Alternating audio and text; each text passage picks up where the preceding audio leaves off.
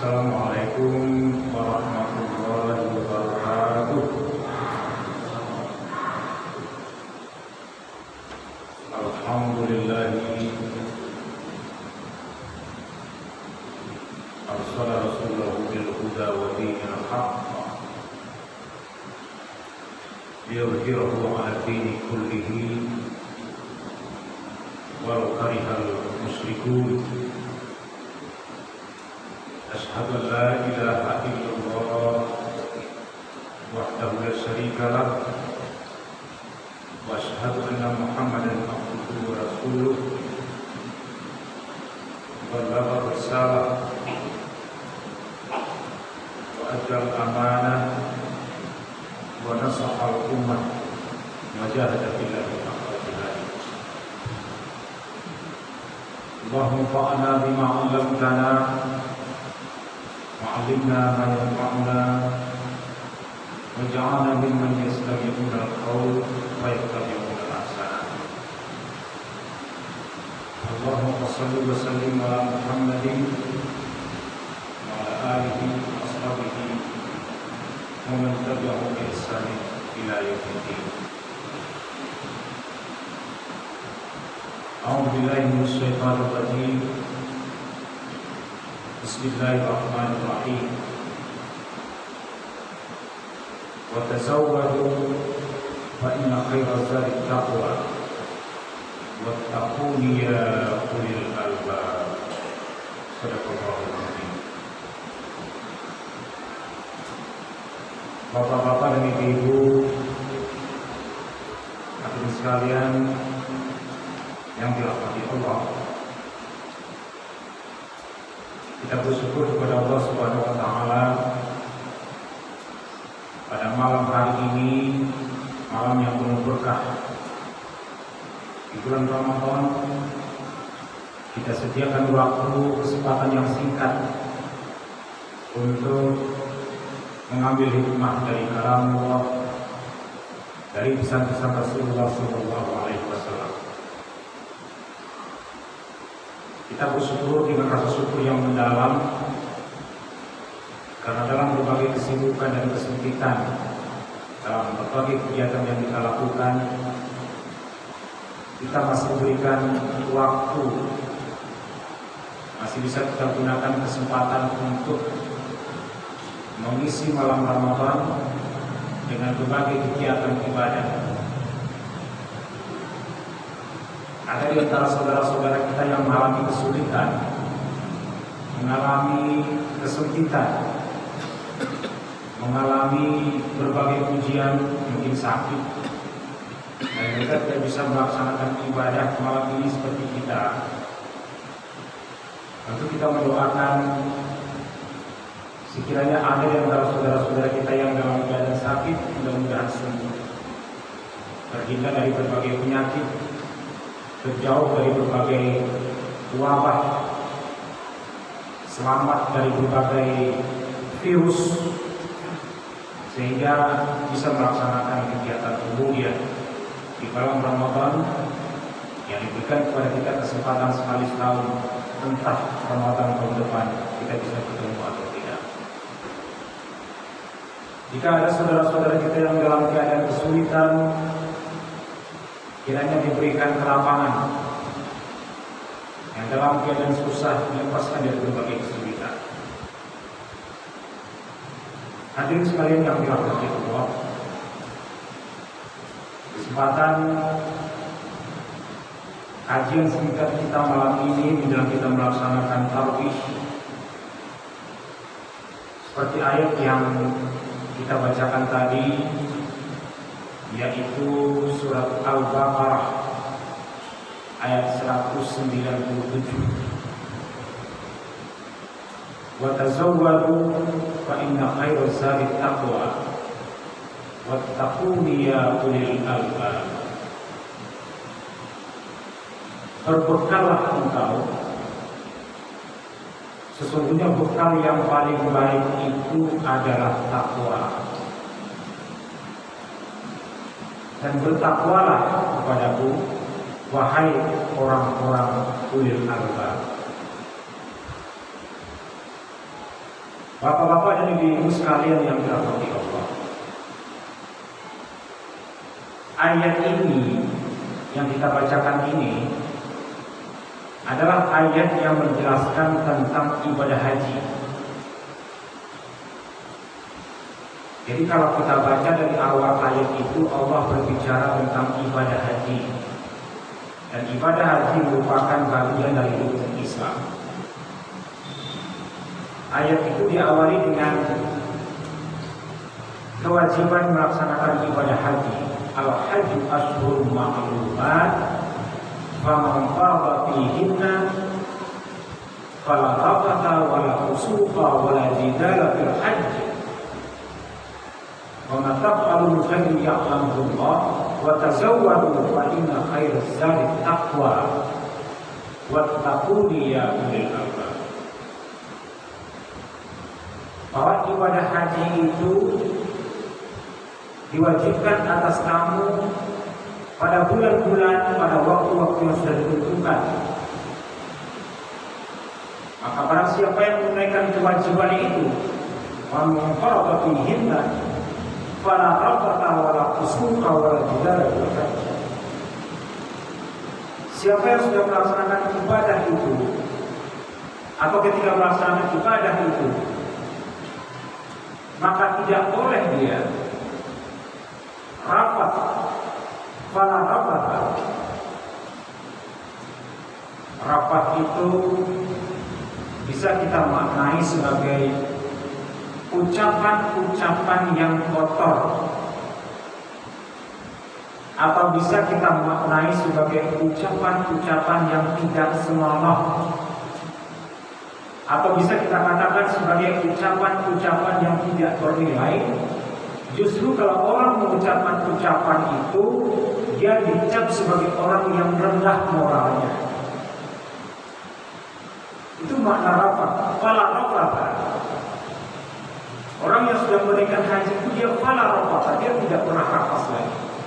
Wala fusuqa, dan dia tidak fasik. Dia tidak melakukan sesuatu perbuatan dosa dalam keadaan imannya. Wala jidala fil hajj, dan dia menghindarkan perdebatan. Dia tidak mau berdebat.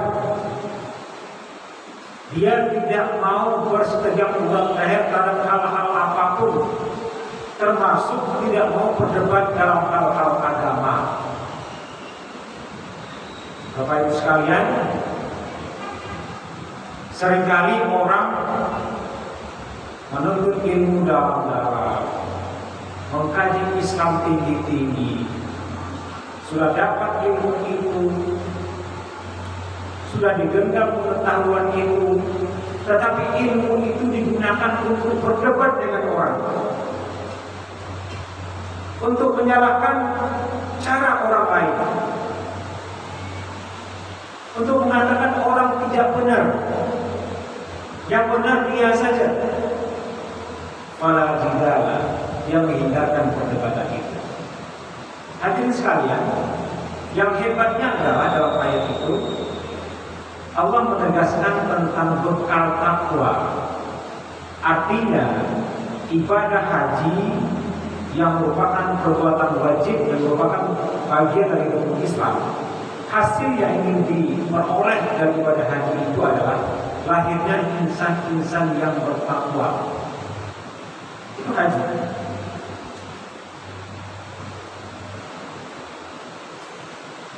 Oleh karena itu kalau kita lihat semua rancang bangun rukun Islam, kalau kita cermati, kita perhatikan secara mendalam rukun Islam, maka semua rukun Islam itu tujuannya adalah menghasilkan orang-orang yang bertakwa.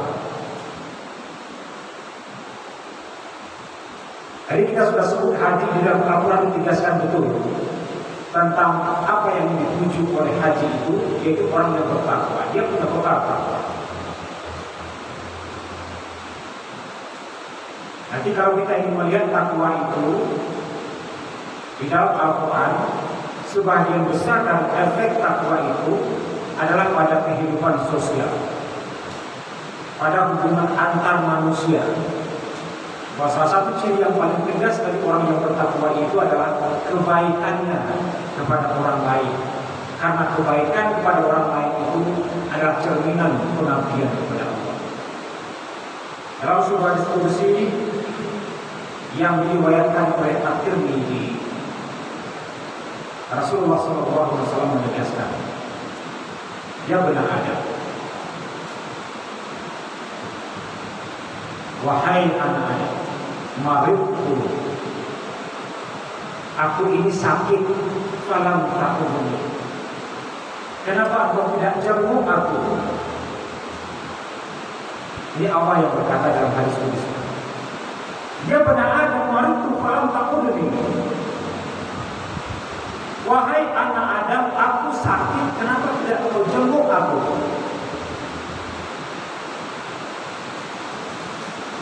Maka anak Adam akan berkata, "Ya Rabb, pakai tahu kawan Rabbul Alamin." Wahai Tuhan, bagaimana mungkin engkau sakit dan kami menjengukmu, padahal engkau adalah Tuhan yang mengatur sekalian alam.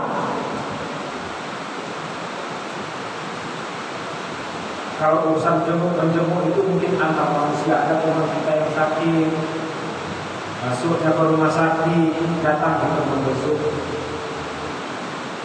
kita hibur dia agar senang hatinya, karena hati yang senang merupakan sebagian dari obat. Tetapi hadis itu mengatakan Allah yang sakit dan kita dikatakan tidak menjenguk Allah.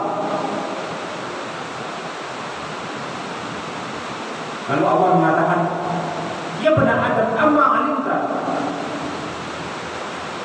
annaka abdi fulana marida falam ta'udhu,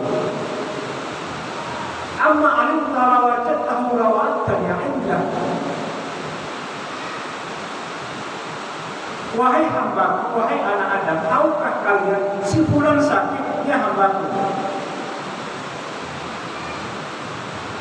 Kalau engkau menjenguknya, kalau engkau merasakan derita yang dia rasakan, berbagi dengan dia, lawajadtani indahu, maka engkau akan mendapati aku di sisinya. Maka dikatakan dalam salah satu ungkapan, dalam hadis itu juga dikatakan bahwa kalau ingin bertemu dengan Tuhan, maka datangilah orang-orang yang terluka hidupnya, yang susah, yang menderita. Karena jika kita bertemu dengan orang-orang seperti itu, kita bertemu dengan Tuhan. Mungkin inilah dasarnya hadis qudsi ini.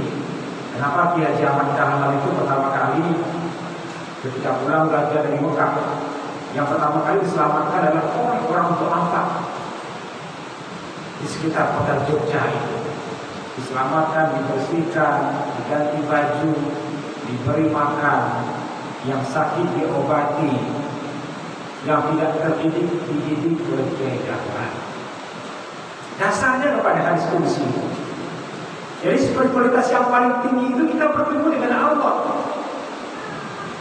Dan bertemu dengan Allah itu dalam pandangan Kiai Dahlan adalah ketika kita mampu menyelamatkan orang-orang yang susah itu, yang menderita itu, yang terluka itu, yang pedih itu, lawajadkan indah.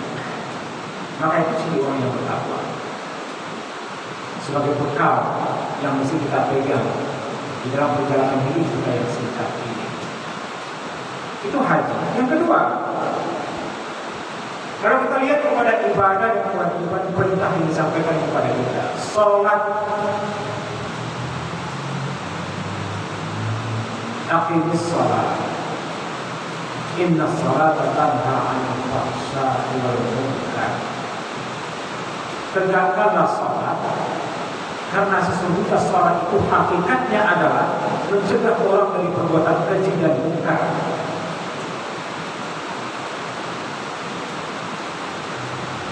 Allah ingin menegaskan dalam surat Al-Ankabut itu bahwa efek sholat itu bersifat sosial.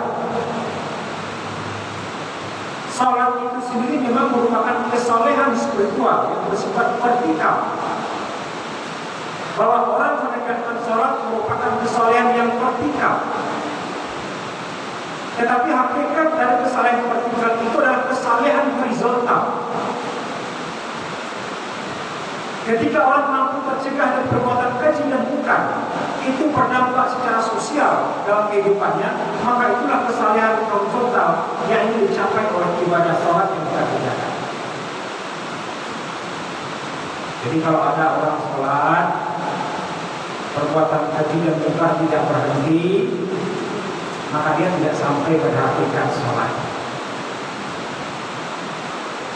Jadi hakikat sholat itu bukan bersatunya hamba dengan Tuhannya, tapi hakikat sholat itu adalah wujud perbuatannya dalam kehidupan sosialnya, melahirkan kesalehan sosial. Itu sholat. Haji tadi kalian juga kesalehan sosial. Jadi haji, puasa membuktikan bahwa ketakwaan yang diinginkan itu adalah wujudnya kesalehan sosial. Zakat yang juga merupakan perintah Allah. Zakat itu dikatakan membersihkan khudh min amwalihim sadaqatan tutahhiruhum wa tuzakkihim biha. Ambillah bagian-bagian harta kita sebagai zakat untuk membersihkan harta itu dan mensucikan kita. Kedua poin itu juga bersifat sosial. Jadi kalau orang bersih hartanya, bersih dirinya, bersih kehidupannya, akan memberikan dampak positif kepada lingkungannya, maka itu merupakan sesuatu yang dicapai oleh zakat yang dia berikan. Salat, puasa, zakat, haji, apalagi puasa. La'allakum tattaqun. Mudah-mudahan kamu menjadi orang yang bertakwa. Hadirin sekalian, jemaah yang dirahmati Allah. Ayat itu menggunakan kata la'alla. La'alla itu bersifat pengharapan. Kalau kita cermati kata-kata yang digunakan itu, kutiba alaikum siyam kama kutiba alal ladzina min qablikum la'allakum tattaqun. Diwajibkan atas kamu berpuasa sebagaimana telah diwajibkan kepada orang-orang sebelum kamu, mudah-mudahan kamu bertakwa. Kata-kata la'alla itu bermanfaat atau berkaitan terhadap proses. Jadi ketika orang berpuasa tidak serta-merta dia menjadi bertakwa. Yang dikatakan setelah kita selesai Ramadan, kita akan mendapatkan ijazah sebagai pemenang menjadi manusia yang bertakwa. Belum. Kenapa? Karena kata itu adalah kata yang mengandung pengharapan. Mudah-mudahan, tidak pasti dia bertakwa. Karena ketakwaan itu bukan berakhir penilaiannya ketika orang selesai Ramadan. Dan hasil takwa itu baru bisa dilihat ketika selesai dia Ramadan. Dalam 11 bulan seperti apa kehidupannya, itu akan tercermin sebagai watak yang bertakwa. Seperti digambarkan tadi, dia punya sifat semangat filantropik yang tinggi. Dia meyakini bahwa merasakan kehadiran Tuhan adalah ketika dia mampu menyenangkan orang yang kesusahan. Dia bisa merasakan kedekatan dengan Tuhan ketika mampu memberikan jalan keluar kepada orang yang kesulitan. Seperti dikatakan dalam hadis kursi, la wajadta min indah. Dekat kita dengan orang yang susah, dekat dengan orang yang dalam kesulitan, diberikan santunan kepada mereka dalam berbagai bentuk. Kita akan bertemu dengan Tuhan. Dia merasakan itu. Maka efek yang mesti diperlihatkan setelah selesai menjalankan puasa di bulan Ramadan. Nanti dia akan lanjutkan dengan puasa 6 hari di bulan Syawal. Dia bertekad melanjutkan dengan puasa-puasa sunnah lainnya. Dia bertekad untuk memperbaiki resolusi dirinya sendiri. untuk meningkatkan sesuatu yang selama ini tidak dikerjakan dengan baik. Misalnya, kalau biasanya tidak rutin baca Quran, kemudian pada Ramadan kali ini dia bikin resolusi untuk dirinya sendiri. Habis Ramadan ini, sebagai proses menjadi takwa, saya akan berupaya untuk membaca Quran secara rutin. Maka dia masuk dalam proses menjadi bertakwa. Karena takwa itu sendiri tidak diperoleh serta-merta begitu kita selesai Ramadan, tetapi kita masuk proses yang baru untuk menjadi bertakwa. Hadirin sekalian yang dirahmati Allah. Ayat yang kita bacakan di awal tadi menyandingkan antara bertakwa dengan ulil albab atau ulul albab. Wattaquni ya ulul albab. Bertakwalah kepadaku wahai ulul albab. Kata-kata ulul albab itu di dalam Al-Quran berulang sebanyak 16 kali. Kalau kita baca semua kata-kata itu, baca lihat C dalam Al-Quran, kata-kata ulul albab itu, maka ada dua poin penting. Siapa itu ulul albab? Ulu itu sendiri artinya ulul atau ulu, artinya adalah yang mempunyai atau yang memiliki. Albabun adalah jamak dari lubun, sesuatu yang paling dalam dari bangunan anatomi fisik manusia, tetapi yang merupakan aspek yang bersifat non fisik. Dalam sekali lubun itu. Ada ulama yang mengatakan lubun itu adalah tempat tersimpannya rekaman ilahi. Ketika kita berikrar dengan Allah dalam alam ruh, ketika Allah bertanya kepada Ruh, alastu birabbikum, bukankah aku Tuhanmu? Qalu bala syahidna. Maka Ruh menyatakan, benar, kamu menyaksikan aku adalah Tuhan kamu. Nah, ungkapan itu terjadi dalam Ruh dan dia disimpan. Dia disimpan sampai kita hidup sekarang ini. Dia ada dalam rekaman hati kita. Dan rekaman itu tersimpan dalam sesuatu yang bernama lubun. Jamak dari jamaknya al-babu. Al-babu artinya adalah akal, kecerdasan, pemikiran yang berkembang. Jadi kalau lubun itu diartikan akal, karena dalam berbagai ayat kita bertemu bahwa albab itu diartikan sebagai orang yang berakal. Ulul albab orang yang berakal, yang menggunakan akalnya. Apa hebatnya ayat itu? Surat Al-Baqarah 197 itu hebatnya adalah Allah menyandingkan antara kata-kata takwa dengan ulul albab.